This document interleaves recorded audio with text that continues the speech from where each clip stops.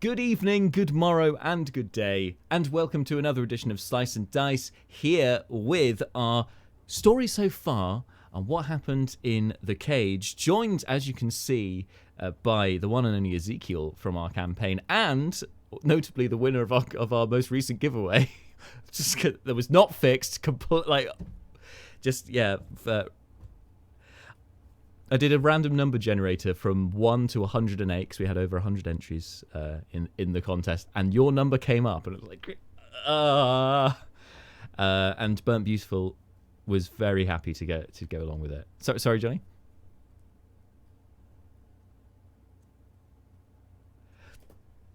So now you have. Your number had to come up eventually. And speaking of, numbers coming up kind of is a theme in the last 5 sessions, but we'll get to that. We'll between the two of us try and remember exactly what happened, because session 7 was quite memorable for reasons, but of course there was a session before session 7, otherwise known as session 6, and in this one, this was the first time actually that it looked like it's the first time we went ahead for a session where we were down to half our numbers. Like, you were missing, Lucy and Angelique were both missing, and it was kind of touch and go. We thought, are we going to go ahead? But like myself, Jess, and Kermit were all there, as was Stephen the DM, and we just went, okay, fine. Unfortunately, the task that was at hand for the 3 party members, that's Carapticus, Celine, and Evan, of course, was that we were then going to try and help the party find their way out of this twisty-turny maze that seemed to go through the Feywild and the Shadowfell and some other part of possibly the material plane. So yeah, the 3 of us, as we noted during the session, all had negative wisdom scores, which doesn't help when you're trying to find your way out somewhere. But Evan did have a Pearl of Wisdom, which he picked up from one of the party members earlier on. And I've got a little clip for you of that, which we'll drop right now. I think so too. I think we should...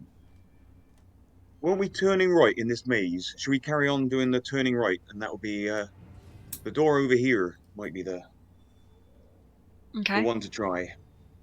Well, after you. All right, Evan's going to lead. So yeah, it cuts off at a really awkward point there. But yeah, the whole, just keep turning right. You won't get lost if you keep turning right. Unless the maze deviates to the left at any point for some reason. But we did. We did. I mean, it was touch and go. There were a few skirmishes as well with only half the party, but fortunately nothing big. So there wasn't too many.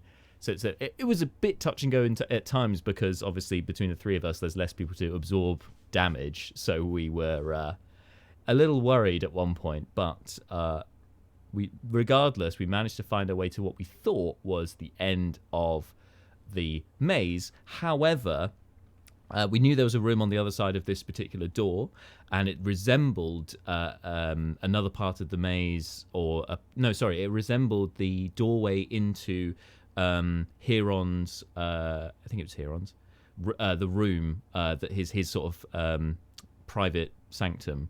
It resembled the entranceway to that, so we thought, okay, we must be nearly out.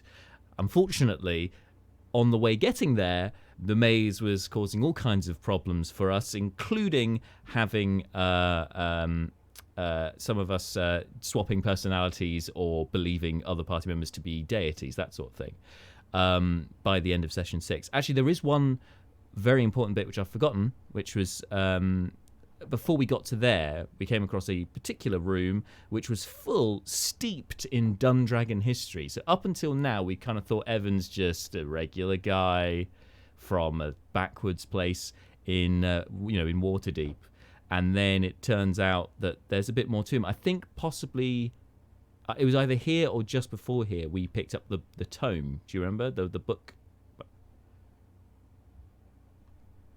Yeah. I still don't think we've read that book. Oh no, maybe I think we might have done in session 10, possibly, and turned out it was in Primordial, something like that. I think that's the same one. There's a lot of books, so it might have been that one. But there was a great little reveal where it turns out that the Dundragon name may have a bit more meaning behind it, somewhat literally. Of some kind.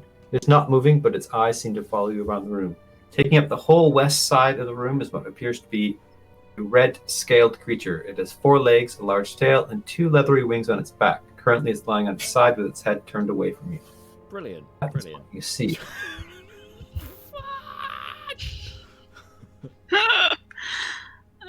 Dear I'm me. just gonna do this. That's what you see, Evan.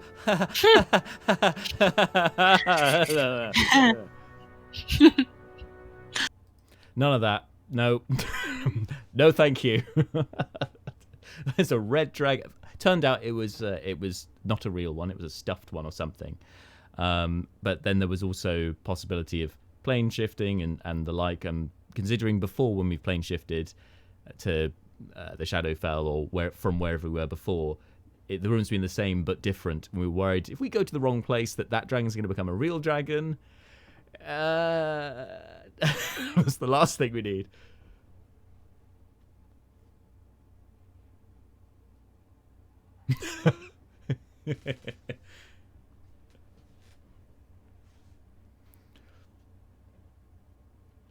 Probably. I mean, because as we know, Ezekiel doesn't run away. Because my initial thought was, maybe we should turn around. But if this is the only way out of the maze, I guess we have to go through it. But they were just sort of like, okay, goodbye, thank you. Sayonara, folks. That's all we need. But yes, so that happened. And then, as I said, we got past that. Eventually, we found out a lot about the Dundragons. And it seems that they, or at least some of the Dundragons in Evan's lineage, were not of Earth, or were not of the prime material plane, and could be perhaps this is speculation because I don't know, and I don't think our characters know. Perhaps there's something more to do with like beings from the astral plane, like there's possibly a gift connection in there or something. I don't know. What are your thoughts, Jonny, on this?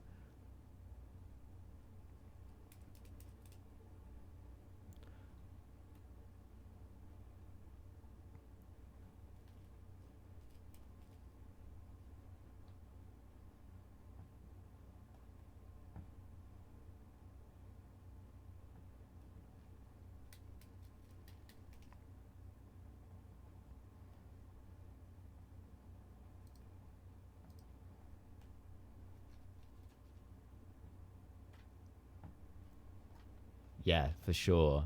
Yes, like you say, it's always the not the quiet ones. Although Evan is one of the quieter ones, I'd say it's always the quiet ones. But it's always the ones that seem mundane on the face of it. I've got. Stephen's is in the chat saying, "I don't think I can hear Jonny." Let me just. I wonder why that would be. It's looking good at my end, so. Let me double check 1 second. I'm definitely getting level from you.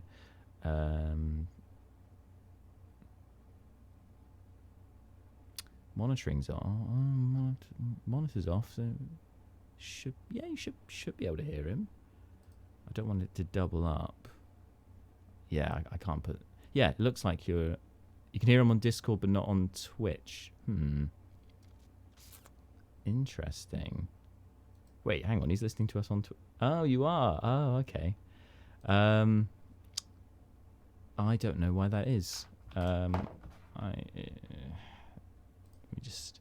It's good. Thank you for letting us know. Let me just try and fix that, because I haven't changed any of the settings since the session on Monday, and if that means that nobody could hear anyone on the Monday stream, they would have said, surely they would have said. Discord audio. It looks like it's on. I'm going to turn it on all channels anyway and see if that helps. All right. So anyway, once we overcame the Dundragon history dump. I think there was the option of Evan to take the Dundragon armor, but he decided he wasn't worthy of it yet, and so left it behind. And that comes back into play actually later on, which we'll get to in session 10. But with a lot of mistaken identity going on, a lot of an identity crisis, you might say, made for some hilarious moments, not just in that session, in session 6, but then following on in session 7 as well, when you guys were actually there to then witness what the hell has happened. And I think it was only Ezekiel and Belmine who hadn't been affected by this particular effect in the place. So let's I'll show you a little bit, just a taster, a morsel of some of the hilarity that ensued. You're not really sensing too much. Okay. Is something wrong? And then she claps her hands over her mouth and goes, What happened to my voice? What? Why can't I take my armor off? And she starts like shaking and drops her sword to the ground. What? And she starts like backing up, looking around the place, very freaked out, like pulling at the metal plates that make up her like body, but she can't peel them off because they're not armor. Obviously. Tussle, we gotta go inside. You wanna pull yourself together here and get on? Yeah, pull yourself together. What I said. Inside where? But Celine cocks her head and goes, "All right, I'll enter." The love of all that's holy. So yeah, we had Carapticus thinking he was Ezekiel, even though Ezekiel was there as well. I think we're just getting Stephen in, the DM as well. Hey, Stephen. I'm going to make sure you're muted on Skype. There we go. And if you want to unmute yourself on Discord, and I'll bring up your picture on the video on the stream. Here we go. Hello. Talk about the DM and he shall appear. Scary. Okay, so Stephen, can you hear us? Hello. Can't hear you. I can see your mouth moving, but nothing is coming through. So, so in addition to as we deal with the tech there, as well as dealing with Carapticus thinking he was Ezekiel and then just assuming Ezekiel was some other half-orc, that sounds like some noise at Stephen's end. We then also had Celine thinking she was Tussle, and Tussle also being there, and then and funniest of all, I think, was Evan, who thought he was who thought that Carapticus was some kind of deity. In fact, was his deity, sorry, in disguise. No.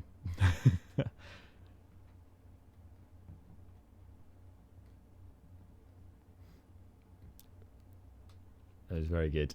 Oh, no, sorry. And the, what, sorry? Yes.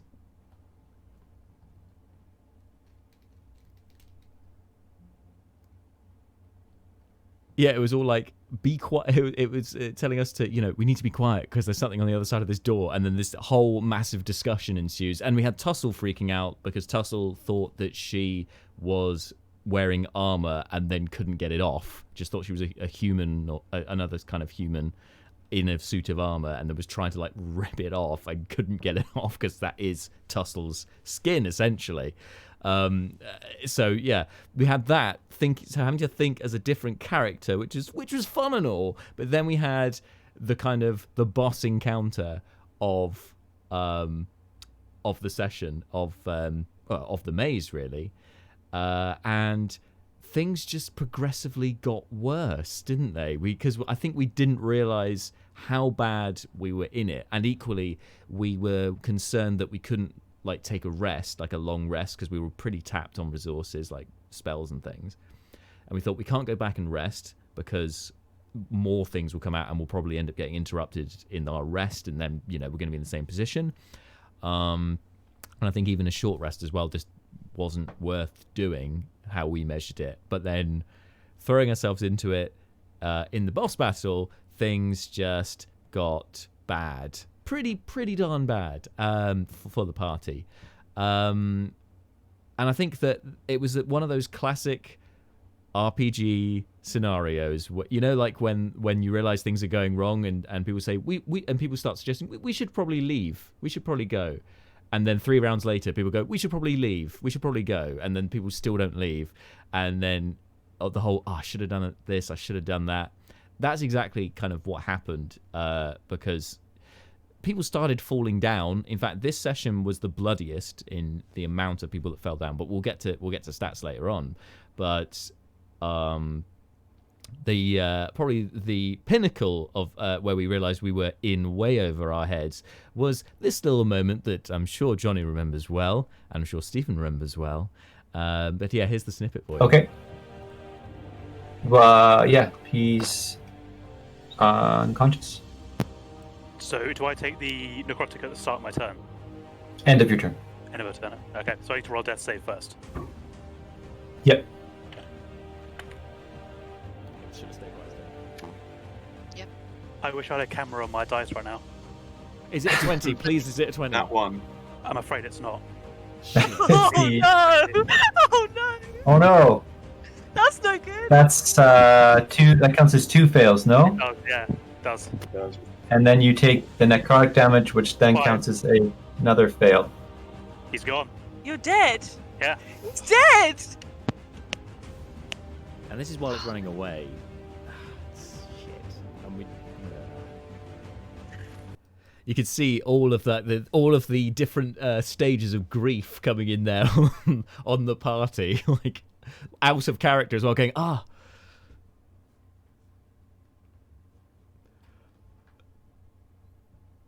Yeah.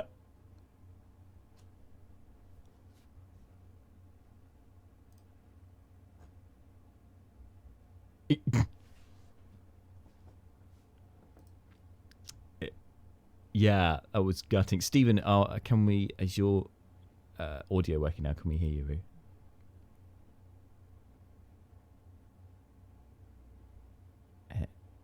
No, can't hear you. Okay.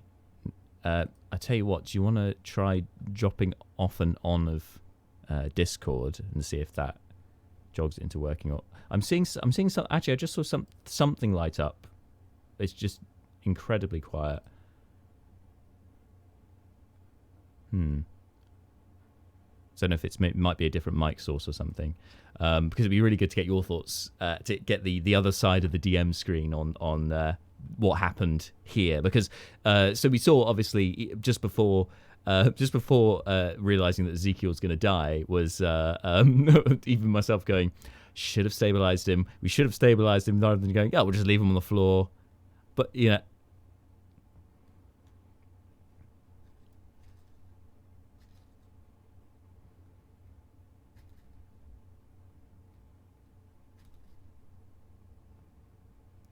Yes.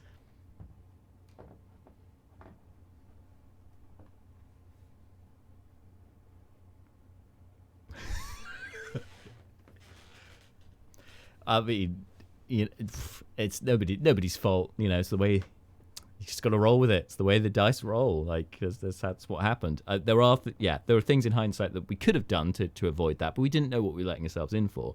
And I think, like, just before that, we also had the hilarity of me as Carapticus, who thought he was Ezekiel with a bucket, trying to put it on this thing's head because it had that glare that was causing them to be frightened, I think. Like we had that really like fun moment that's completely not helping the situation because it wasn't doing damage, it wasn't stopping the effect. It may have stopped the effect if it had worked, like getting stop the gaze momentarily, but he could then pull it off. So it was no, probably not. It was so it was not like the optimal thing to do in that situation. We can hear him, yay! It was an attempt. Excellent opening line.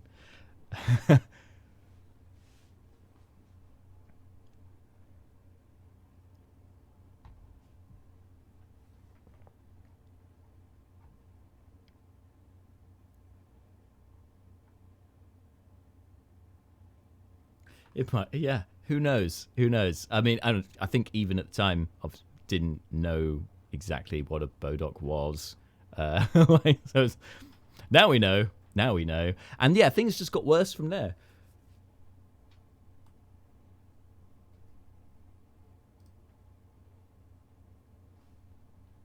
I seem to remember even before going in that room, there was kind of a moment of, "Are you sure you don't want to go and rest beforehand?"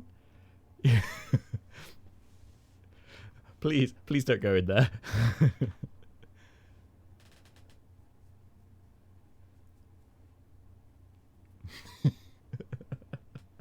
And yeah, things got worse from there on as well, because we then had, well, after Zeke went down, I think, well, pretty much the entire party went down because of the aura effect. Really was the killer.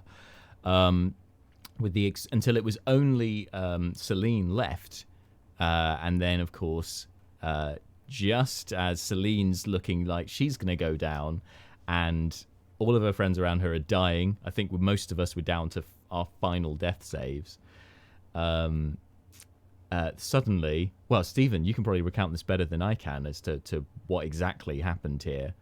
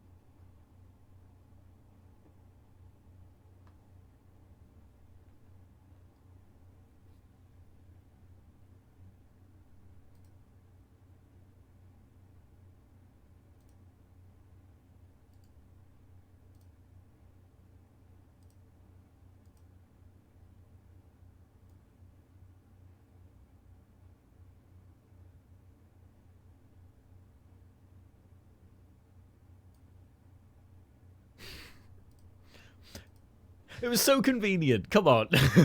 Like, oh, we just die, and then this person... Oh, no, that was it. It wasn't that. It was the fact that the family wanted her to go back to her home, to the Enemy's Plane of Air. Like, you're grounded, young lady. And then suddenly, oh, a friend from the past she hasn't seen for years shows up in Sigil. Like, I wonder if they're on the pay. That sort of thing. Yeah, because it was just the timing of it.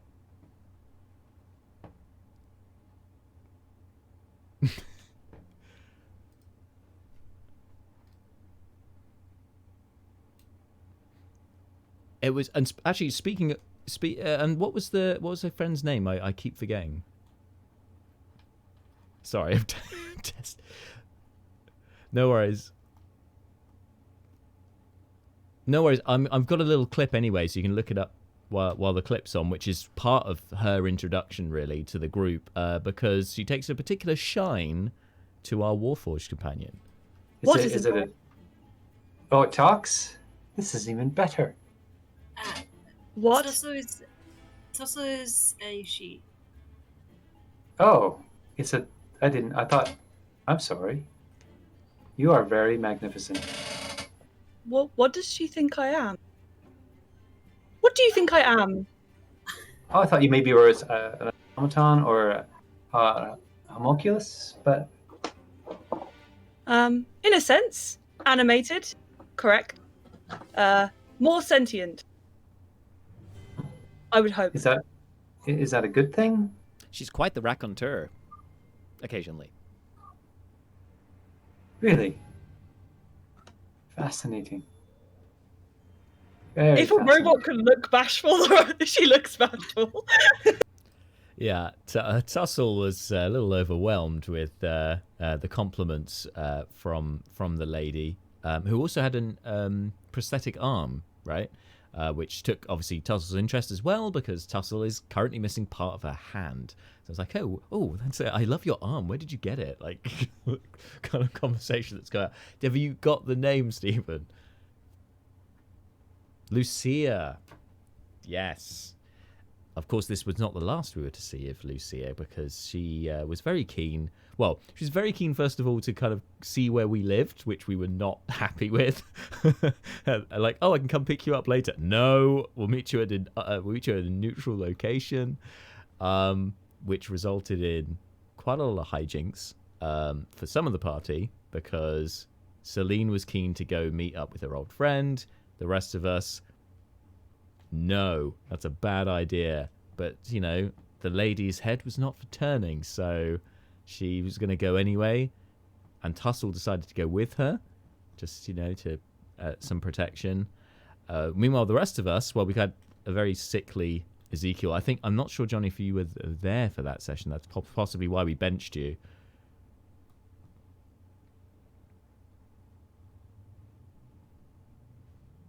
Because I forgot to mention, of course, that with Celine's past catching up, they did sort of, as a token gesture, bring Zeke back to life and, you know, revive everyone else.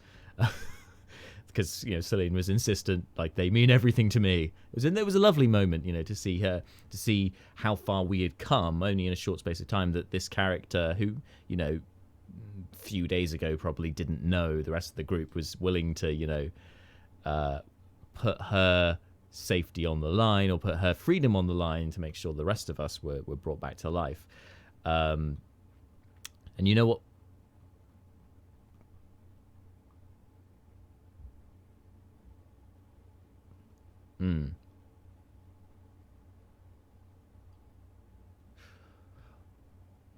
Oh yeah, that's true. And of course, yeah. Go ahead, sorry, Stephen.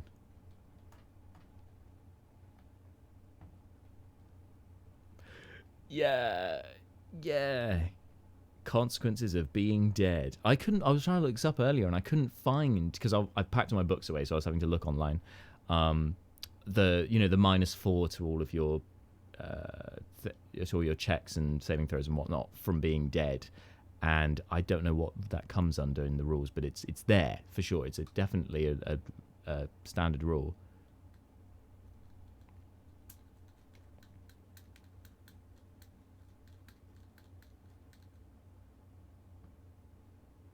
Right.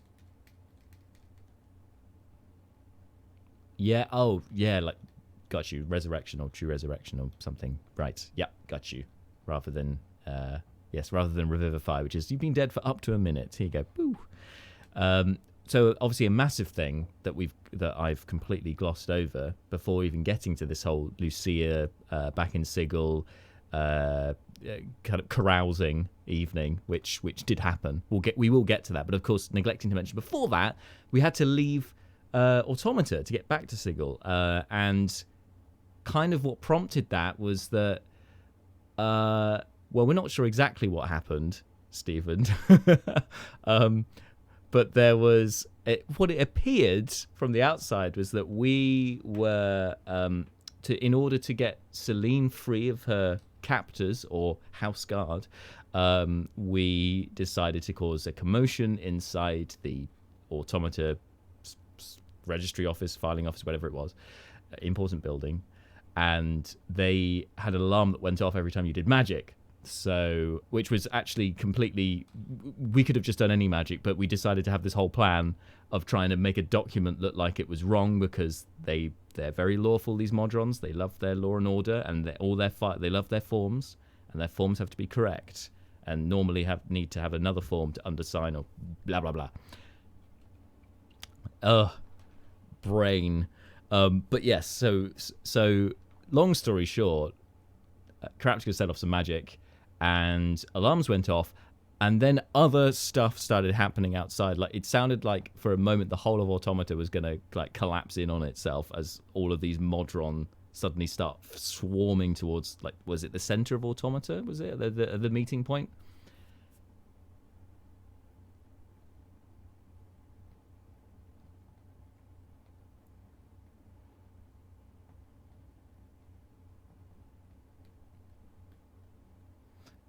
Okay, so it appeared like we had inadvertently started the Modron March hundreds of years too early, I'm sure it was a coincidence. Yeah.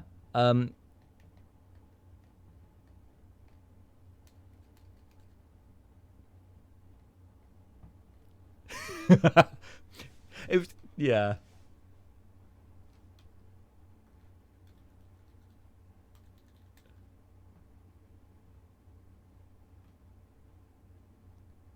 I mean, you know, it's certainly a working theory for us at the moment, isn't it? Because we don't have any evidence to the contrary, so it's kind of like, I mean, this happened after this happened, so is there a causality? You'd be wrong, but you can.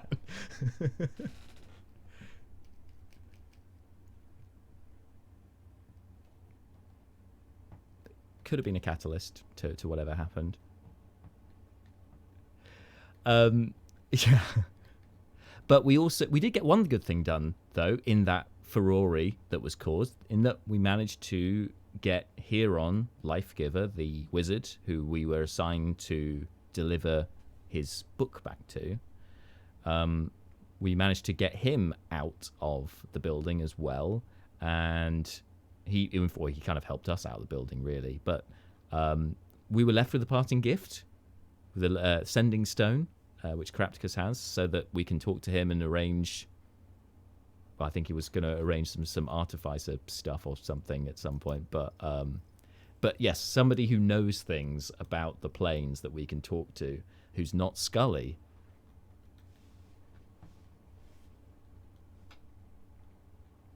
And our sarcastic and possibly evil Skull did not want to go to Mount Celestia.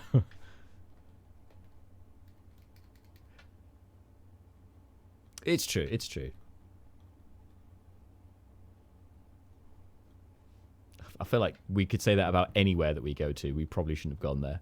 We just make things worse. But one, actually, no, that's not true, because we didn't make Sigil worse. If anything, we've made Sigil a bit better. And in sessions 8 and 9, we certainly make our mark on the place, notably for the better. So in session 8 is when we were talking about with Lucia arriving, and as I said, it was maybe a 12-hour binge for Celine and Tussle out on the tiles, meeting some very influential people, so it seemed, and some people with some beguiling qualities to them, and having a great time. Not so much for Carapticus, who stole Zeke's clothes while Zeke was in bed, resting. And used his new disguise kit to make himself look a bit more grotesque and less like himself. To then follow those two, to get be the tail to make sure they were okay, which then went horribly wrong because they met Lucia and her friend. I don't remember the name of Lucia's friend, but I don't think that's important right now. But a significant, a person of some importance, because they had this strangely alluring aura around them. They just appeared to be a magnificent individual, possibly magically, I think Tussle had noted. And there was a chariot, a Pegasus-drawn chariot, which was there to pick up Lucia. Obviously a bit of a high flyer.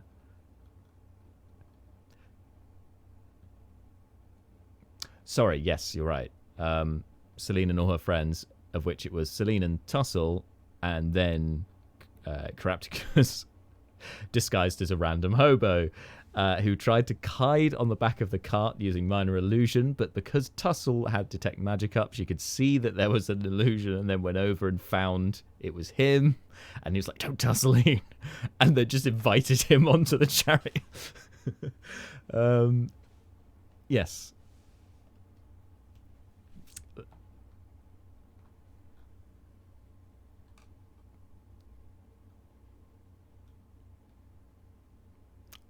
I felt like the struggle was Lucy's as well as Tussle's. At this point, like, what do I do? What's the right thing to do here? It was great, yeah. It really made that whole section entertaining for for the rest of us who for the ones who weren't in that bit.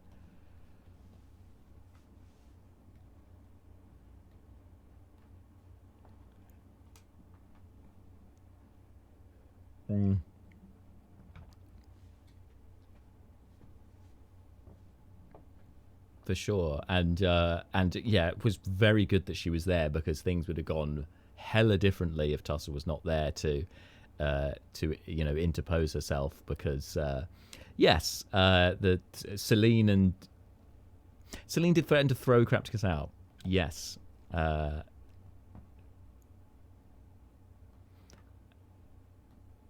No, I have made a mental note that Carapticus probably needs to get Featherfall at some point. It needs to be done if he's going to do any high-flying shenanigans. Yeah, for sure. And then once they arrived, Carapticus wanted to carry on the subterfuge for Lucia because he didn't trust Lucia, this other Genasi who just showed up. Although appreciated the compliments that came his way from her, fair enough, but immediately suspicious of her, and so decided to stalk outside in the rain and whatever else was happening in Sigil for the entirety of that evening/day. I think it was, like we said, like a 12-hour binge possibly, and he fell asleep at some point. Finally we had Evan and Belmine waiting at home, Mum and Dad waiting at home for the kids to get back while they're looking after their sick kid upstairs. Yeah.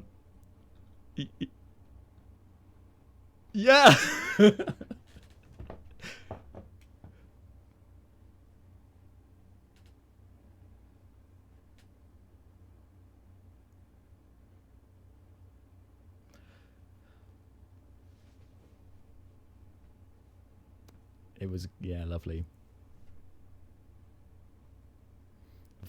She's very angry. There was a smolder there from Belmine for sure. And Belmine's been pretty short-tempered anyway, but this did not help that situation at all. And I think Angelique had said as well, and if she was here, she would reiterate it now. But basically, she's, I think she was so cut up because she was meant to be the one that looked after people and kept them alive, and she couldn't keep Ezekiel alive, and she hasn't forgiven herself for that, and that's really affected her character, and you kind of see it in the sessions following that when she's there anyway, that I think it's in session 8 when we come back, she's so pissed off because these other people are left and she can't protect them when they're off doing stuff away from her, but she also couldn't leave the guy that's already died behind because he's like on death's door anyway. So and then of course after that, although it's out of game reasons, it's kind of sunk perfectly in with where we are in the game. I think maybe session 9 or session 10, she's gone. Belmine's gone, and we don't know where she's gone. Possibly in a strop.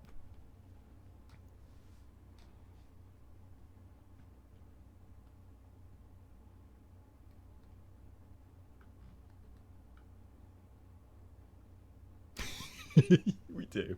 It's a bad habit, I think.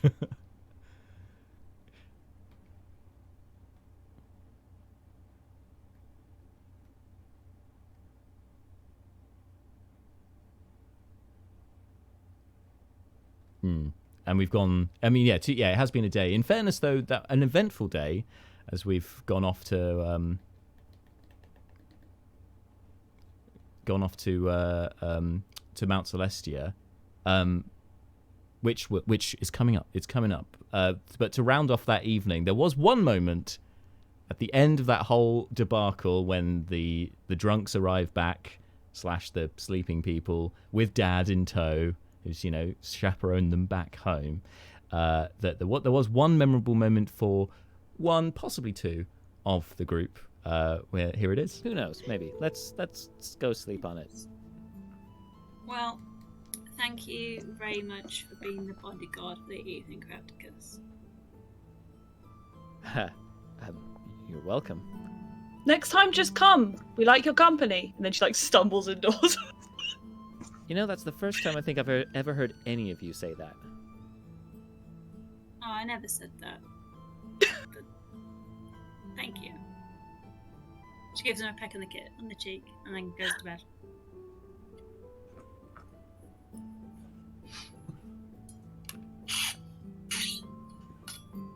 All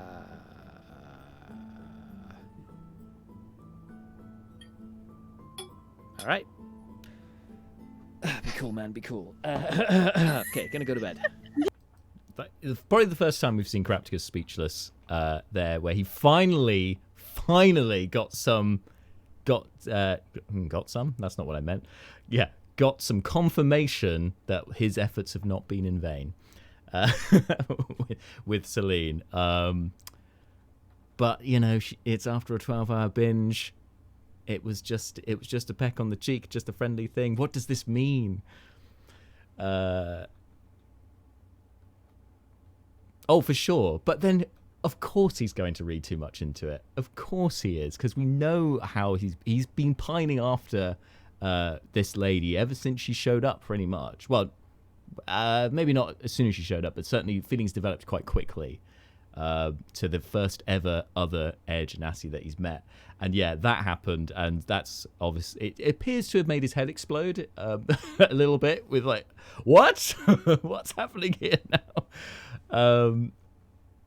Which then carried on into the morning after. Because I won't share the clip because there's no point. But obviously he had to tell somebody what had happened that evening, and so has to go and tell Ezekiel, who just the flattest response to that. But so Ezekiel wouldn't expect anything else from him.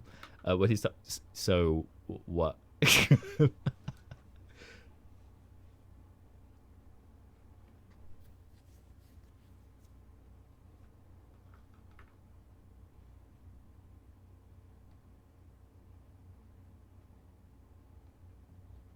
He's a good person to tell in that case, in that sense, because he doesn't care that much. So he's not going to think too much about using it. Well, apart from when he then blurts it out to everyone else. Another fun RP moment. Yeah, just to get it all out in the open, because there is no secrets in this party apparently.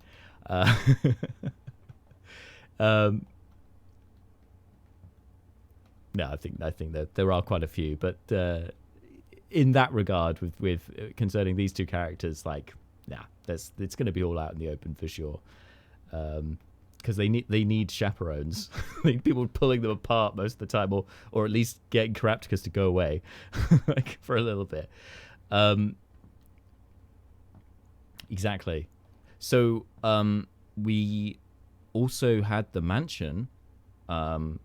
Which was a gift from Huron that we programmed in, and it was by session 9 it was ready to go, so we could go and have a look inside, and it was not exactly what we expected, because obviously, Stephen, you kind of guided us through that you could design it, and so, you know, Crapticus took the lead as the lead designer, and then kind of set it on autopilot to fill in the gaps from the stuff that you hadn't said. But I gather that there is I think at the time we thought it could have been stuff left over from when Huron was running the mansion. But since then, it would appear that perhaps there's just something to do with time being slightly different in the mansion. And so, yeah.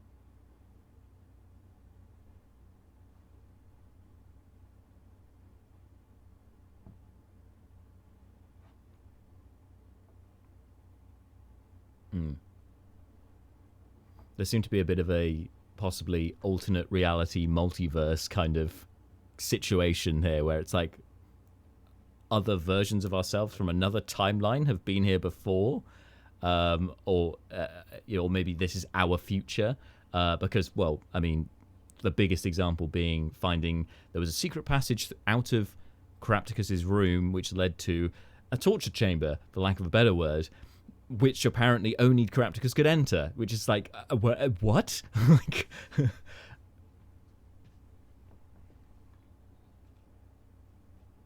Yeah, sorry, appears that way.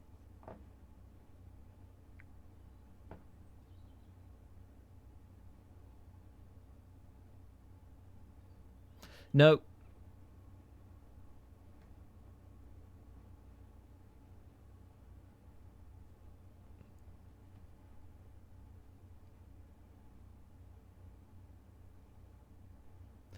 Belmine is, I think, out of all of them, like Carapticus kind of feels that kind of almost familial kind of bond with Belmine, because she would, I think, because from the get-go she said she had been sent to protect him, that she'd been told by a higher power. Well, you know, the voice in her head, to protect him or to watch over him. Although there was also some discussion about that, I think probably in session 9 actually, where she talks to Tari, the voice, the spirit, and the spirit reiterates, right, Stephen, that actually it's not protecting, it's essentially keeping an eye on, right?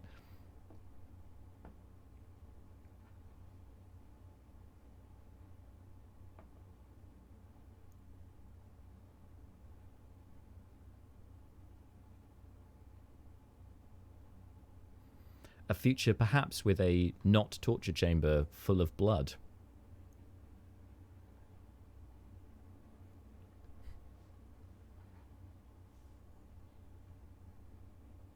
Oh, for sure, yeah. If you're looking at the future, there are obviously, the future is undefined. There is a number of possibilities for the future.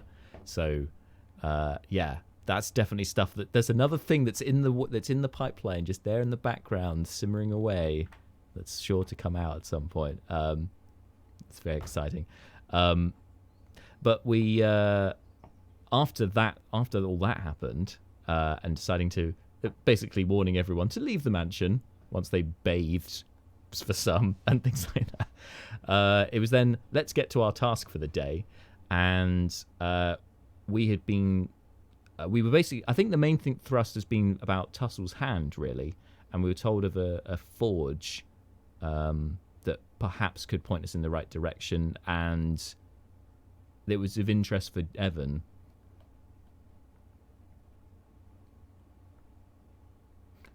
Kryn the dwarf, right?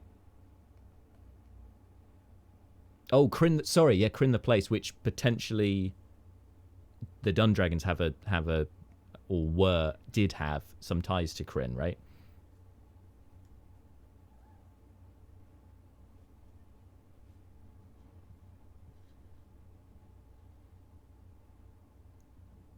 Yeah.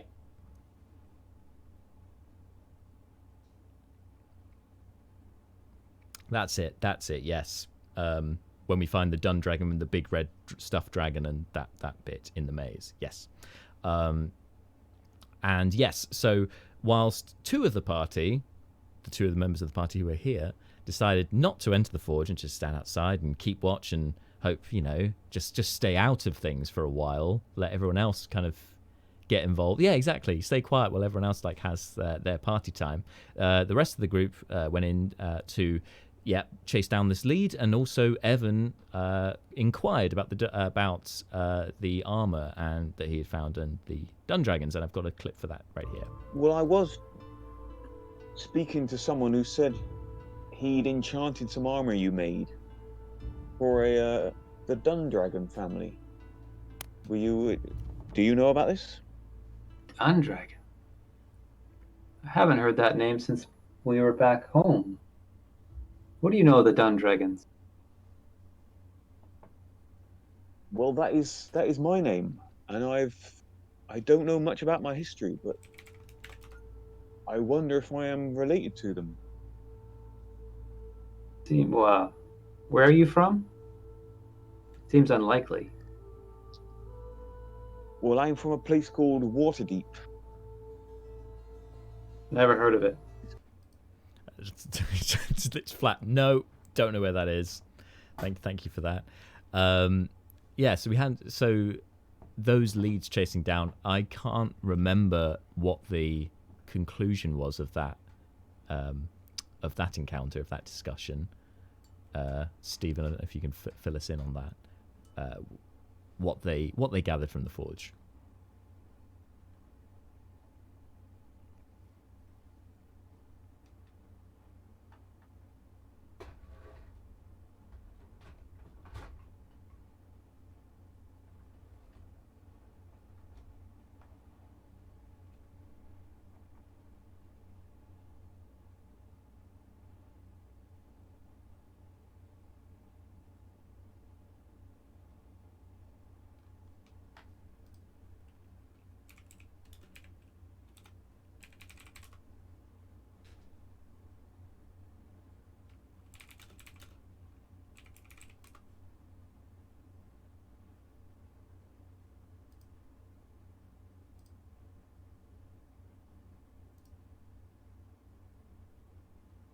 Oh, now that is new information.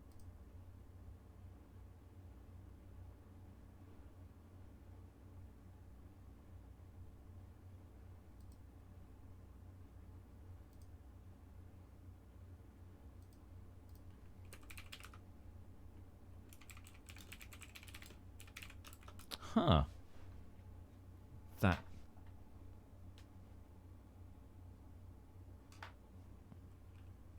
I'm being told in chat that they can't, like you were saying, Stephen, that they can't seem to hear you guys, which is really odd because all the settings are the same as they were for my game on Monday. So there's always some kind of tech problem. Well, that is irritating. I tell you what we can do, because we're all on Skype anyway, guys. If you want to unmute yourself on Skype and mute the Discord, I will. I think that will work. Just 2 seconds.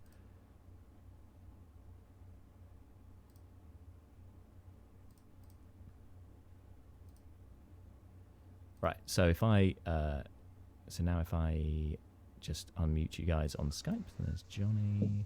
And there's Stephen. Okay, should be able to hear you guys now, I think. Cool. Yeah, I can hear Jonny. You got me? Can you hear Jonny? You got me? Can you hear me? Yes. Perfect. Sweet. You guys can hear each other. Chat, let us know if it's working. So continuing on the discussion then.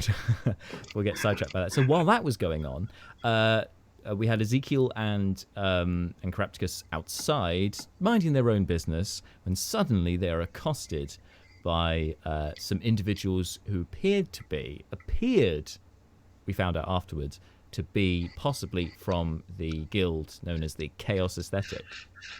Chaos Aesthetics. Well, I can't remember what it was. Chaos Aesthetic. Yeah. Chaos Aesthetic, thank you. But there is an echo now. What? That might be. Is everyone echoing, or is it just one or two of us? Just You sound okay to me. It's just when you guys speak. Yeah. Apparently, there's an echo. I wonder why that would be. You try and mute yourselves when we're the ones talking. Everyone's talking. Well, we're not talking. Rather. Sure. As long as it's not too invasive, we'll just carry on. But yes, if you want to, that'd be great. Just to see if that helps.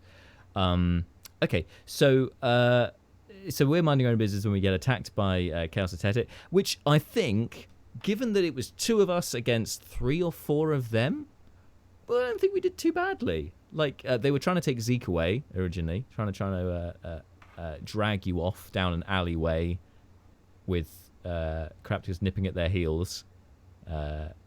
And we managed to turn the tide thanks to a good use of levitate, along with some flanking, and some brute force.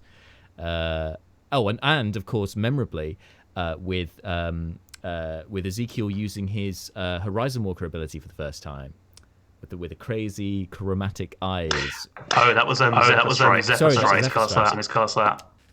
I think you might have used your Horizon Walker thing as... Wait, what is your Horizon Walker thing? That's just extra damage, right? It's the planar warrior, additional D8, as a bonus action, sort of force damage, which obviously when you're low level can be very useful. Like a magic weapon, it's not magic weapon, we haven't gotten available. Yeah, it's a very useful ability. Hence why I spam it all the time. Yeah, why not?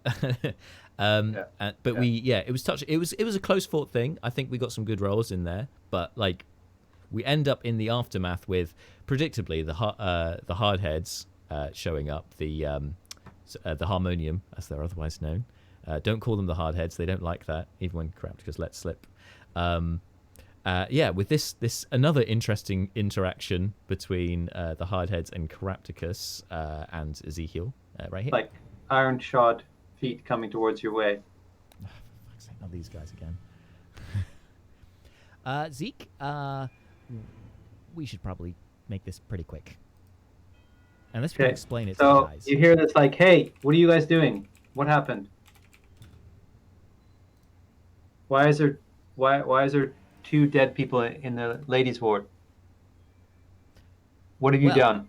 These 2 attacked us out of nowhere. We were minding our own business, waiting outside a forge for our friends, when these guys snuck up on us and tried to take my friend here away. As a, I don't know, kind of hostage or something. The guy in the air that's slowly floating down. It's like, that's not true. They attacked us. Look at me. I'm stuck up here. We're honest citizens. This man is a liar. There's everyone around here who's witnessed this, saw my friend here being taken away, and me trying to save him from these 3 individuals. They drew blood first, man. We're just protecting ourselves. Look, I'm barely standing here. Roll on your persuasion. Both of us? Well, or like you don't want me to do that. It'll be you. Not okay, fine. Natural 20, 21. All right. There's no reason to roll from the other one. I'm like, well, you never know. It was a very well-timed natural 20.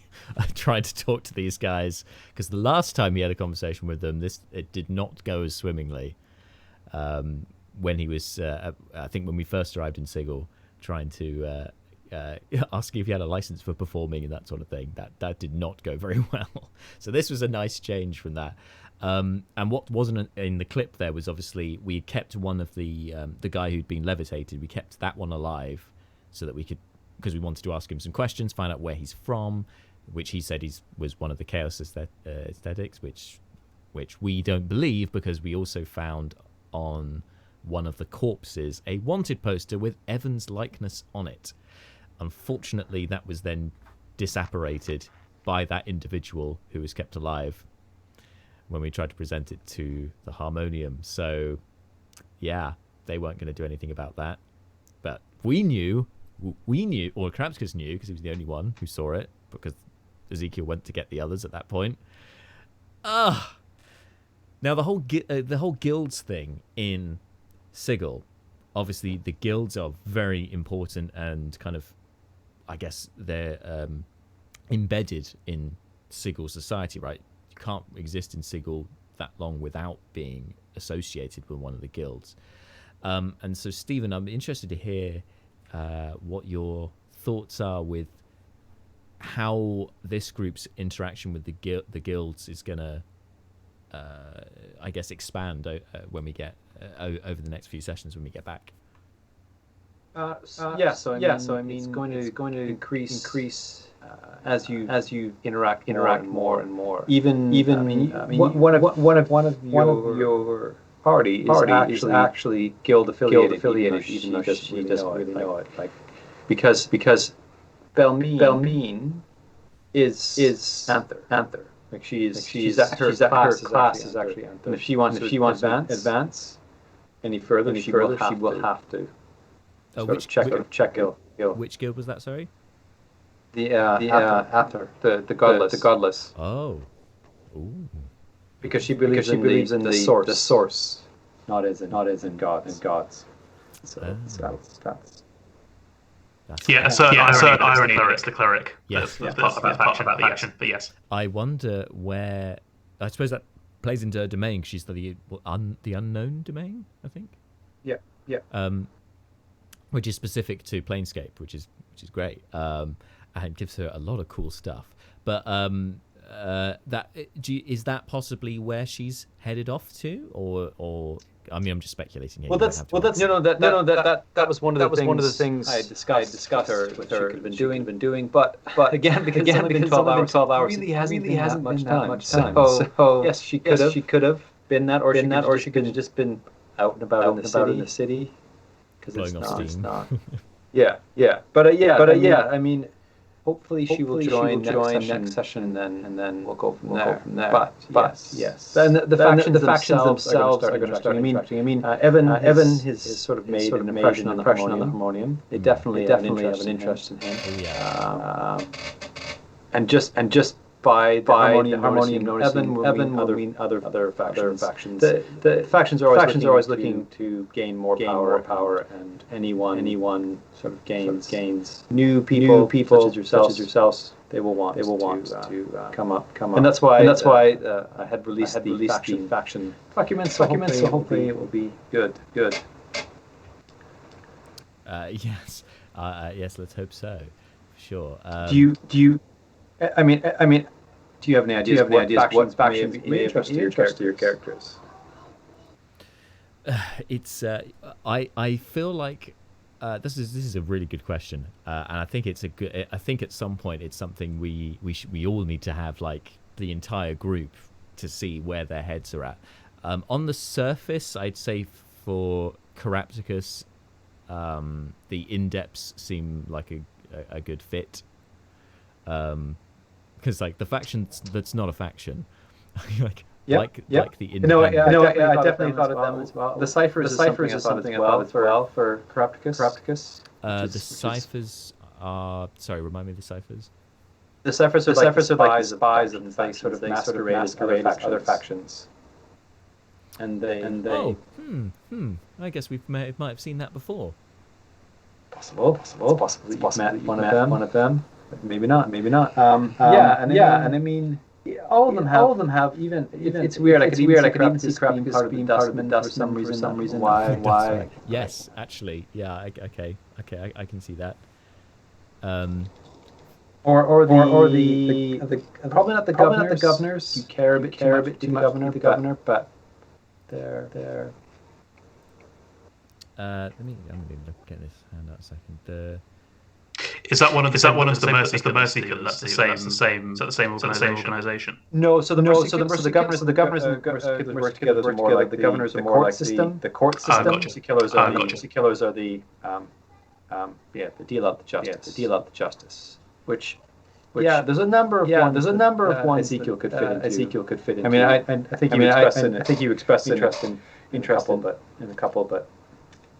Yeah. I mean, when I played Planescape years ago, and this is the second Doomguard were my favorite. They still are my favorite. I felt a bit of a pull with the Doomguard as well. They're an interesting one. I mean, to me, it's as a character, it's hard to play. Because obviously, you don't want to destroy everything. You don't want to destroy everything. But at the same time, entropy's happening. So. Mm-hmm. But I had a Doomguard Paladin. Ah, I see. There was also something about the Bleak. I think it might be the Bleak Cabal as well. I think they might be a bit evil. Again, none of the factions are good or evil per se. There was something malevolent about their about vibes I was getting. Or possibly the Revolutionary League, but again, this is kind of going. I have admittedly have not done a thorough reading of all of the handouts yet. I will do once I've moved. I will to be fair, it took me quite a while to put them together, and it is information. It looks like you get some nice perks with being a member of each of them, though, which is really cool as well. Like as in for your character as well. So that's really they really help flesh out. If you find the one that pulls, they really help flesh out. They give you that nice direction to go in, and they give you good reasons to keep. Sorry, go ahead. No, it would at this minute, which helps. You want to stay within the factions, confines. The abilities all sort of be in good favor. Follow the faction. If you follow the faction, you don't really have the abilities anymore. And are these in addition to our like backgrounds, or Yep. are they instead Yep. of? No. They're not going to take away from. They're not going to take away from your characters. They just sort of add to your characters. And they will give you. And they will give you. The nice thing about the faction too is it helps open up. It gives you access. It gives you access to Hall records. There's also. The prison system. The court system. Yeah. There's a lot. We are definitely sorry, Stephen. We are definitely spoiled for choice. Like it seems like everywhere that you step, there is somebody that's involved. It also comes across to me like if you step towards one side or one faction, there's going to be the reverse effects. Where suddenly, as we've probably seen, there is a repercussion falling in with one faction or another. Yeah, definitely. Definitely. Yeah, and that was one of the things I included in the documents that I actually had when I originally published them. Who they're aligned to and who they're aligned to and who they are not. And this is gonna play in with it's going to be in. It could play in the kind of party relationship as well, because we could have different party members who end up being affiliated with different guilds, because there's I don't think there's any reason why we'd all join the same guild necessarily, but there could be some conflict there if we've got diametric opposites in the group. Yep, you definitely will. I mean, one of the nice things where it plays you sort of against each other, but at the same time you want to work together and forces factions to work together, and sometimes they won't want to, but it's. I think if it had been dropped on us immediately as soon as we hit Sigil, there's a chance we would have descended to chaos. But now currently bombed as a party, you feel like you can play those factions against each other a little bit more without kind of fracturing the group that you've got. Yeah, exactly. It's something I didn't want. There's another thing you haven't all really dealt with after coming back from the mansion plane that you were on. All of the party has changed. What? You started noticing it. You started noticing it, right? You can all see gates. Oh, I see. Sorry, when you said changed, I thought that we physically changed. No, as in we could start seeing portals and things, couldn't we? Or the areas of. It's like we're becoming slightly more planar. Or you are planar. All that. Speaking of things that we should have seen, which I haven't mentioned yet, because in session 10 it's great that we're going up to session 10 with this talk, because 10 is really a transitional session. We go into the mansion again, but this time to rest after the attack in session 9, getting back, and when we come out again, because we were taking it in turns on watch with Scully outside of the mansion, who neglected to tell anyone, but there was in fact a ghost. There is a ghost or poltergeist that is haunting the place that we are staying in. That's only moving papers around, nothing violent thus far. That happened, freaked everyone out a little bit, especially because we were planning to leave a note for Belmine for when she gets back to then know that we've gone to Mount Celestia. So we decided to leave the paperweight, otherwise known as Scully, there as well to then convey the message. Hopefully, I don't think he likes that. To be honest, but we haven't called him it in character. I think the paperweight that's just me. No. You have a number here. Tried to pet him though. That's not done well. Yes. In fact, I was doing the stats earlier for session 10 because Johnny's stats are amazing, and we will be going over those in a couple of minutes' time. But yes, the only damage that was taken in session 10 by the party was from Scully biting fingers, which happened to both Tussle and Carapticus. Both got nipped at some point for petting. He's a nasty boy, the Scully. But he knows a lot. He knows a lot. He knows too much. And there will be repercussions for our mistreatment of him, I'm sure. Possible. I mean, I just given Steve an idea. That was already no. Scully wants to get a body again, so he's no longer a partitioner. And when he does, he turns out he's an evil necromancer and is the BBEG all along. Lich. Great. He's the Lich. Great. Yes. And then we all die. No thanks. Or run away. One of the two. It's fine. But you haven't plumbed the depths Scully is or what he was. Yeah, that's it. Or was. Yeah. So we ignored that because, as usual, we've shelved Scully, put him to one side. Thought we'll deal with Scully later, and started heading towards Mount Celestia, which we've been given the port key essentially of saying a god's name. And when we get there, when we get there, basically kind of told, oh, you might be able to help because apparently we've got a bit of a problem. Oh, really? What's the problem? Oh, you probably need to speak to Cauldronborn about that, who kind of runs the town. Oh, okay.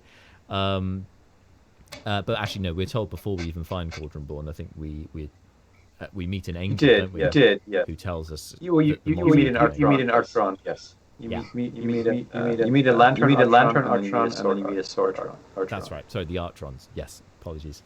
Who fill us in essentially that we're that the Modrons are marching early, and we're there. I think we didn't quite join up the dots then, but then realised soon after. Oh no, the Modron march that happened. Was that us? Yeah. Did we? Level 3 party? Did we do this? Maybe. I know.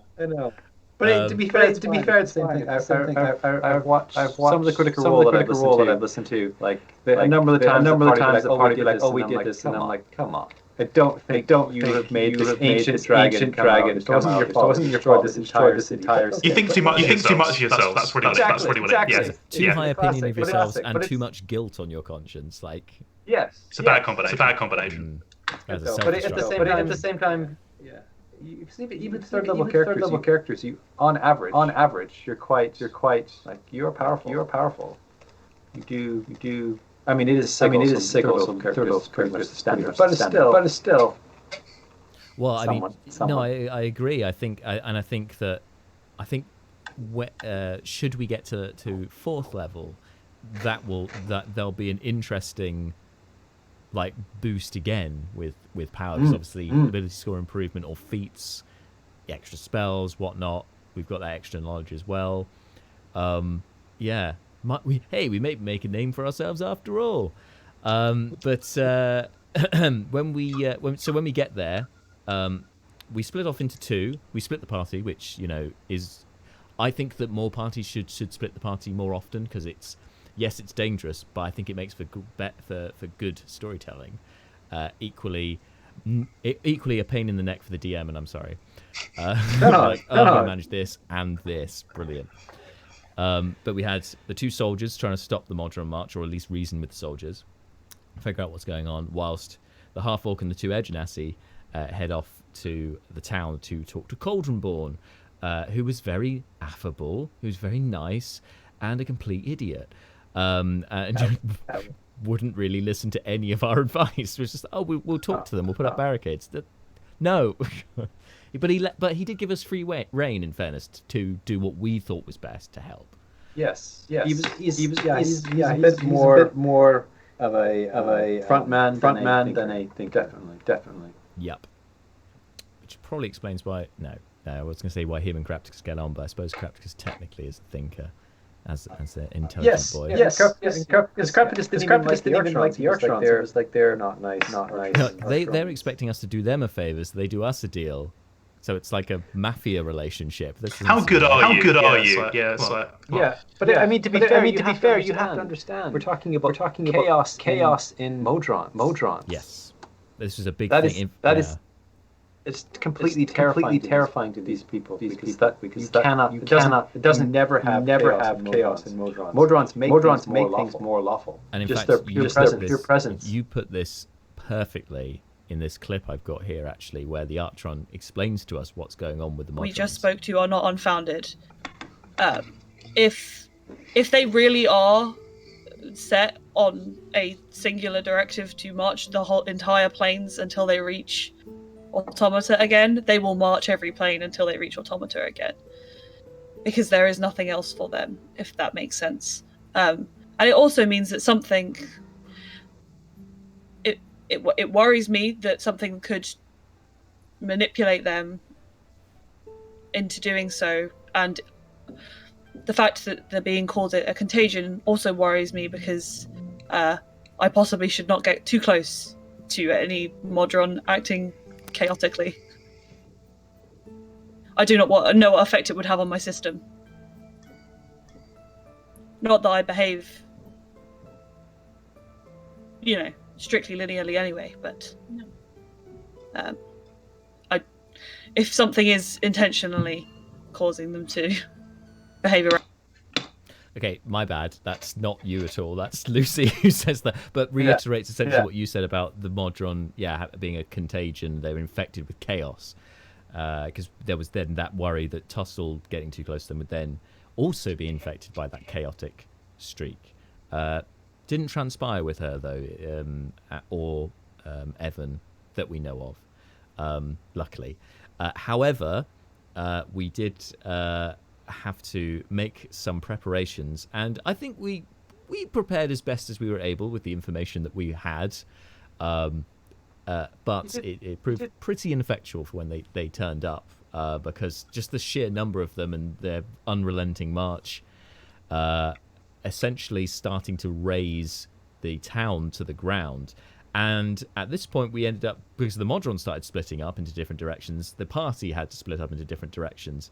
And so we had on one side, we had Carapticus trying to save some stupid old men at a tavern who decided they were going to stay drinking. It kind of there was some kind of echoes of before the first lockdown. I was about to say that's an amazing analogy. Yeah, it really is. Like there's no pandemic. No, it's fine. Carry on. No, you have to leave. And that one old man holding up a contract to the Modron, being like, no, check the rules. Let's check this is legal before you start storming through my tavern, which was not well received. And then he then got chased by the Modron, so Carapticus had to go and try and save him in the only way that Carapticus knew how to stop a Modron, which was this.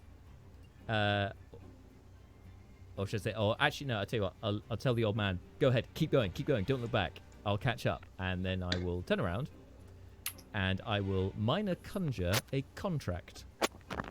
Oh God! Oh no! Oh, he's gonna get murdered. He's gonna get absolutely kill-botted in the street, and the cleric's not even on this plane of existence. No one's anywhere near him either. I don't think. No, he's gonna get absolutely one-shotted. Where are we all? Did any of us see any of this? Because they went back through. Ezekiel can see this from where he is.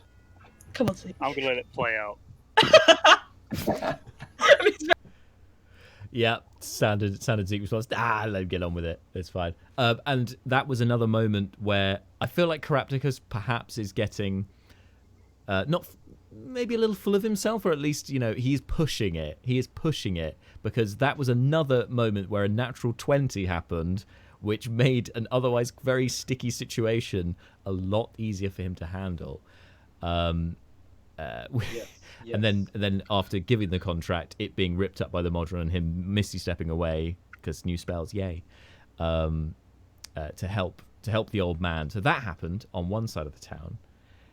Meanwhile, on the other side of the town, we have a garrison of guards trying to protect a very old building who are refusing to leave, and Evan and Ezekiel try to reason with them and try and tell them that they need to go, and this is what happens. It was a really good plan, to be fair. I really liked it. The dice did not. Dice did not. Come on, so these guys are throwing their lives away for no reason. All right, well, peace out, y'all. We're gonna go protect some actual people rather than some buildings. Peace out. Deuces. See you on the other side. Enjoy your very painful deaths, and he'll just walk off. Sorry, enjoy your very painful deaths. It just came up, but I think because that was the supposed leader that Evan was talking to just wasn't buying the story in the end. I think our dice deserted in that crucial time as well, which didn't help the matter. Ezekiel wasn't one for reasoning. He gave him a chance to save themselves. You're on your own, guys. Yeah, it's entirely fair, entirely in character. That's totally what he would do. That's very on brand. And yeah, I think equally the captain, the guard, had a natural 20 on whatever role that was to go his morale check, resilience check, I don't know. Idiot check. Yeah. I critted on idiot.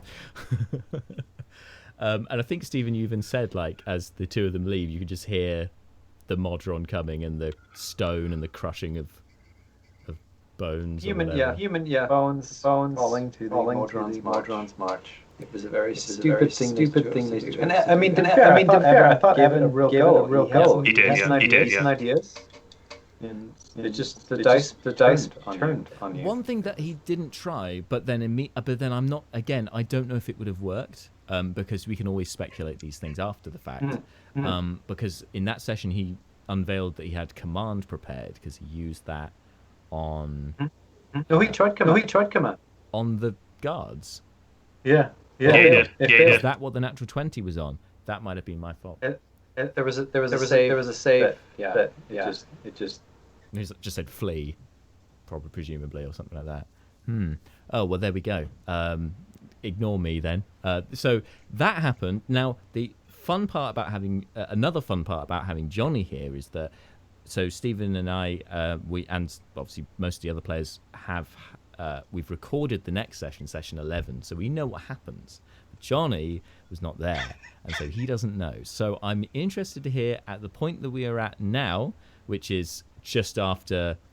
Okay, so Carapticus on the one side of the town has managed to save a couple of old gits, and on the other side of the town, Ezekiel and Evan have walked away as that old building and guards have just been crushed by Modrons. What do you think is going to happen next? How do you think it's going to go? The defense. What's the place called? I've got it written down somewhere. Art's Fate. Thank you. Star's Fate. Yeah. I think that what I was surprised by is that the Modrons split up and move. I assumed that they would stay in the same line, almost together, straight through the town. Everything that we kind of been thinking about was to kind of funnel them into one place straight through. But as they kind of splintered, our plan was just ripped to shreds. So it kind of depends on how much splintering more there was, whether we kind of effectively help people. I think that I don't want to conjecture for other people's characters, but I think preservation of life would be the most important, necessarily rather than the buildings or important places. I think we can save as many lives. As we possibly consider that a win. Yeah, and unfortunately, that the burden of saving lives mostly falls on Evan's shoulders as the only person with healing magic in the party. No. We don't have Belmine with us. So, oh no, I mean, I suppose, well, to a lesser extent, we've got Zeke and Cure Wounds, but he doesn't have that stuff prepared. Come on, it would be useful. Actually, speaking of stuff prepared, Jonny, I was interested because in session 10, Zeke uses Speak with Animals. Now, is this the Tasha's called and everything primal magic that allows you primal awareness? I think it's called, or something like that. That gives you. It was the replacement for the primeval awareness. I spoke to Steve about it. I think we both love rangers. They have a special place in my heart. Dog. It's not good. So I like showing off stuff. I think everyone's different, but it's like that. I particularly enjoy speak to some seagulls. It was totally useless. But you've got to shop your character. But you've now planted that seed, so now for future reference, it's like, well, maybe we can weaponize these animals and turn the woodlands against the invaders. I think what Ezekiel is like falconry, but it's just so you can just hold out an arm. Seagull flies in from nowhere. That would be great. Again, yeah, just gonna quietly note that one down for future use. Should happen. Why? Actually, I tell you what. Speaking of cheeky plug here, sorry, shameless plug here. Not this Monday, because this Monday will be session 11 of The Cage, which I implore you to check out the premiere of it on our YouTube channel. That's Monday at 6 p.m. But the following Monday, where we would normally have the live stream of the Many Lands campaign, I will have just moved house, and so we have postponed it so that because I may not be tech ready in time. So in place of that, I'm going to be airing our next Don't Believe the Hype on our YouTube channel, which is talking all about all of the optional class features that appear in Tasha's Cauldron and everything. So we will talk about, like with the Ranger, with I think it's Primal Awareness, which replaces Primeval Awareness. And basically why they're all great. They're all really nice optional alternatives, and don't be scared if you have a player who asks you, can I use this? Like basically reassuring that they're not game breaking, they're quite interesting, especially if you're doing a low level thing. Worth checking out. But that's my shameless plug. That'll be a week Monday. I'll be watching that. That's good. I'll be watching that. That's good. It's a quite a long one though. I think it's possibly up to an hour. So there's a lot in that book. There's a lot in that book. I didn't even get onto the subclasses. I thought there's no point. Let's just focus on this, and we'll do a future video for that. But anyway, that aside, so Jonny has given his estimation of what may happen in session 11. Now, Stephen, as the DM, would you like to give us any teaser at all of what may or may not happen in 11? What may or may not happen? May or may not happen. Scrapticus may be a hero, all by himself, and then using a carpet becomes an unusually good tool. Scrapticus definitely happens. Evan proved himself to be quite the barrier as well. It's one of the first times Evan has really got a chance to shine in that area, which was great. Because it's been funny. A lot of the combats not really been able to show off his prowess. So somehow he gets stuck in the back or cornered and. Yeah, it's weird. Mazes, you can't position yourself correctly. Yeah, it's that sort of stuff. Yeah. So there's aspect to it, and then there's the Modrons themselves. Do they continue through? It's interesting. Yes. Do they split even further? Because the splitting thing just started in 10, and we're like, I'll be watching with bated breath. That's certain. It's action packed. It definitely feels like being. Yeah, although obviously because of dice rolls and stuff staggering the time, it did feel like being inside an action movie or a disaster movie, as the case may be. I guess we'll see. But yes, lots of fun stuff. And we also seeded in session 10 was the existence of the largest orphanage in the entirety of the plains. You are pure evil, Steve. Pure evil. I was just like, I forgot that. That's what I put in there. Like, oh no, the kids. Somebody please think of the children. So make sure you don't miss the next session of The Cage on Monday on our YouTube channel. It will be uploaded to Twitch as well afterwards, but the premiere is on YouTube because The Cage is a YouTube premiere series on Slice and Dice. Now, enough plugging. So that's the recap. That's everything so far. But one critical and also very fun tool that we have let to touch on, and of course the creator himself, Jonny, is here, is of all of the stats for the last 5 sessions. Some interesting some little tidbits for you here. So I'm going to quiz you guys a little bit to see what your see how your estimation. So this will now be. First of all, I'm going to ask you overall over the entire campaign so far. That's sessions 0 through to 10. Which of our heroes do you think has dealt the most damage? Stephen, let's go for you first. I'm gonna go with Celine. Celine. Okay, cool. And Jonny? I am going to agree. Well, you're both right. Celine is in front at the moment with causing 233 points of damage so far. Second place, notably, just behind on 217. That's only that's like what less than 20 away. Is Ezekiel, 217 points of damage, which is great. I thought Tussle did more damage, but Tussle's only done 128 points of damage. In the last few sessions, particularly, she hasn't done a lot of damage. She's more, she's been around, but not been swinging for the fences.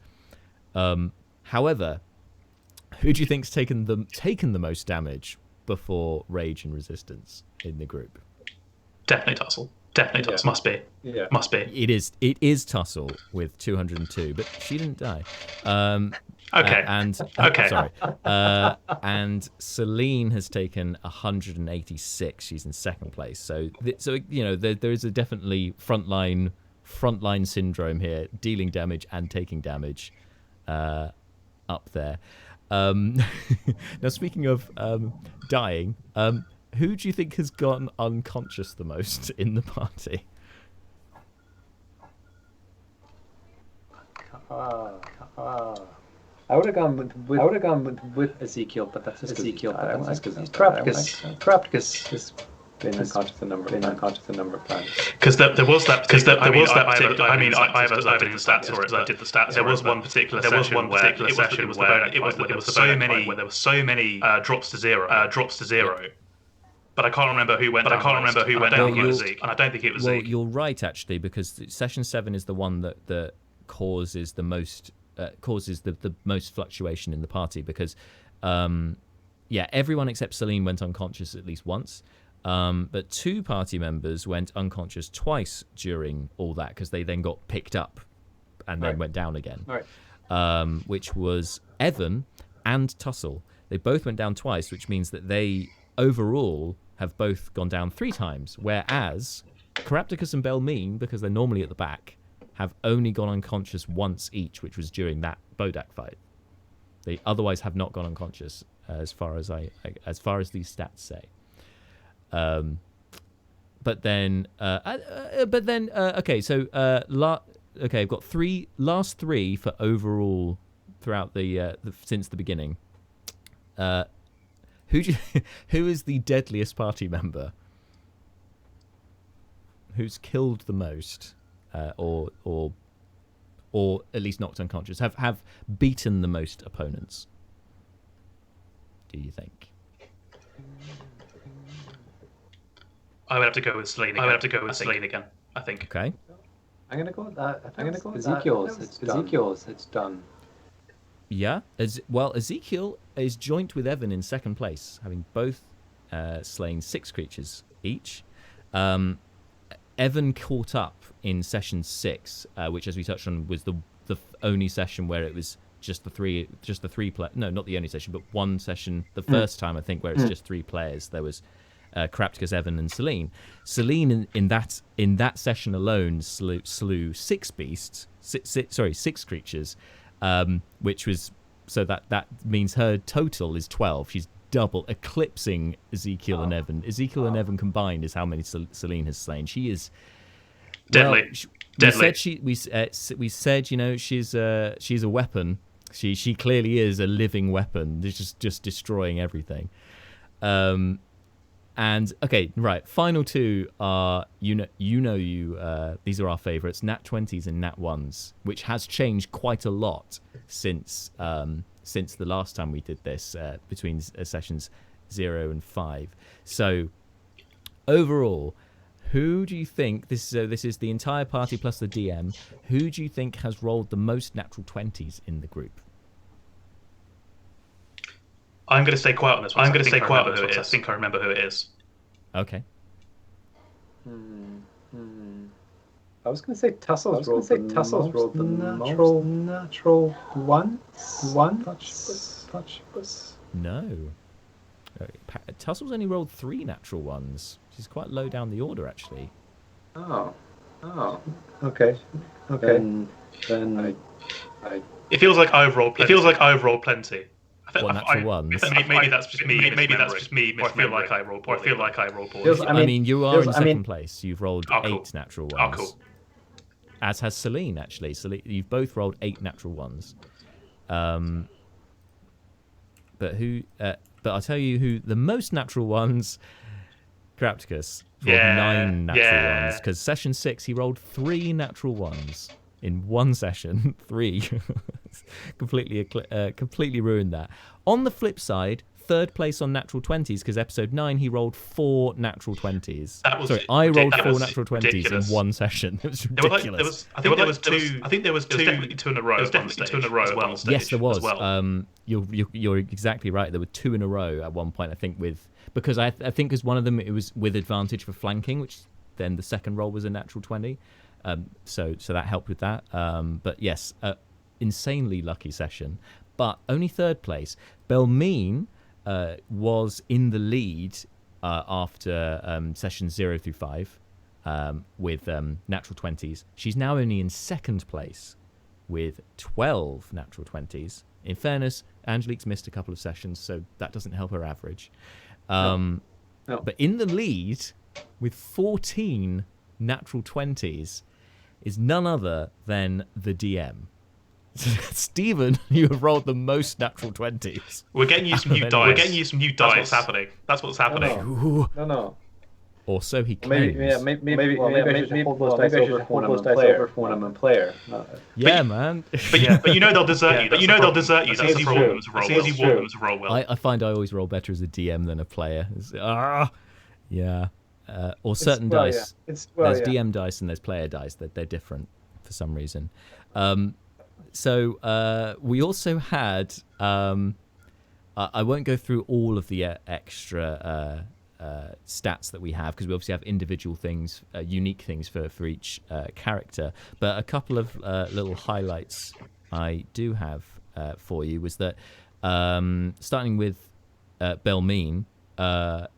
So session 9 was was joint with session 5 in the most amount of healing that she's ever done in the game, which was healing 16 points in session 9. I think that was following the fight, just patching up. We were pretty low after that, I think. So star healer performing her duties ably there. We also saw.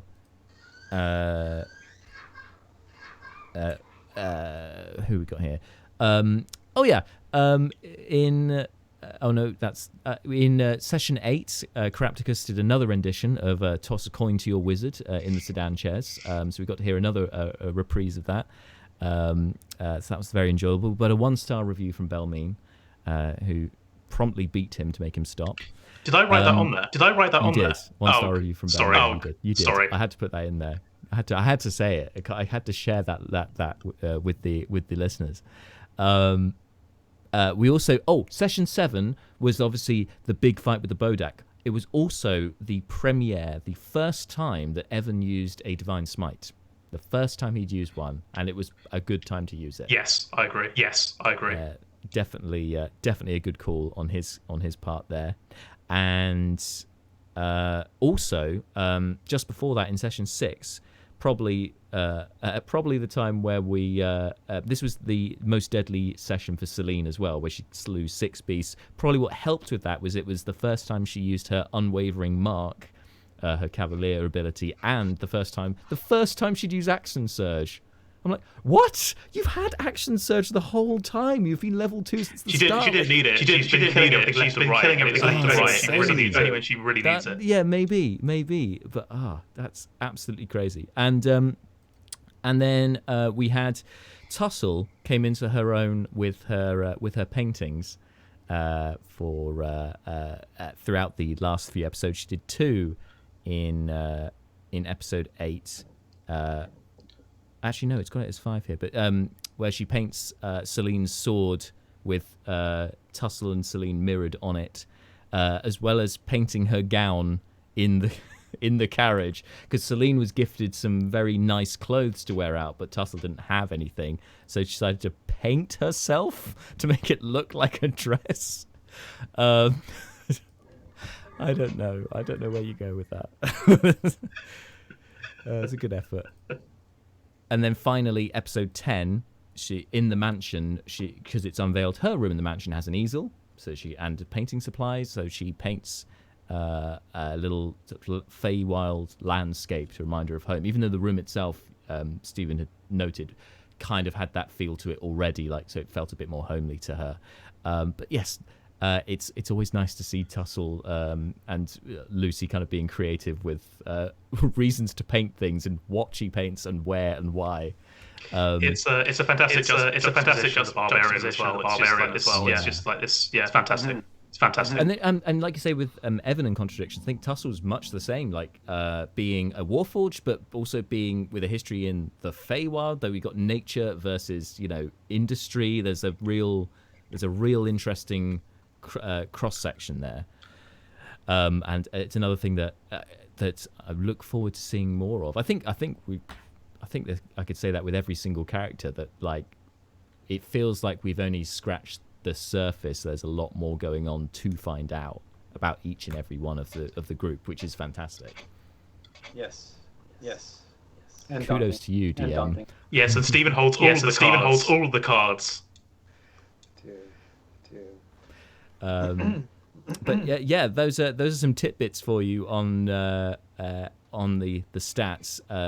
As again, I said it last time, Jonny, but fantastic job with keeping track of the stats. I mean, it took me ages doing session 10 today. It took me a good couple of hours, so I don't know how to get through that. Yeah, I find it fun. I find it fun. And it's always nice to kind of. It's always nice. As you say, it's interesting. As you say, it's interesting. It provides kind of an insight into our game. The only issue is rewatch the episodes, butcher a Texan accent. So every single one of them. There is kind of peaks and troughs there, somewhat, but it's still good fun. Don't worry, we're all our worst critics. I mean, I'm exactly the same when I'm like, oh, that accent's wandering. What's happening? What's happening, Jack? Why am I speaking in Irish now? That's not right. What's happening here? But yes, it's good fun for us, I think, watching back the episodes and being like, that's what's going on. It saves having to write notes down as well, which is always good. Anyway, thank you guys so much for joining me today to talk all things the cage, and I look forward to our next session, which will be session 12, whenever that should be. Hopefully within the next couple of weeks. I guess we'll see how it works out. And in the meantime, you at home, thank you for tuning in, and look forward to session 11 of the cage, which is going live on Monday, and for Jonny as well, of course. I'm watching it. Session 11, 6 p.m. on Monday will be the premiere. So go check it out. And of course, it will be available on demand forever after that on our YouTube channel as well, if you can't make it. But until then, thank you so much for stopping by. Stay safe and have a great weekend. Bye. Bye.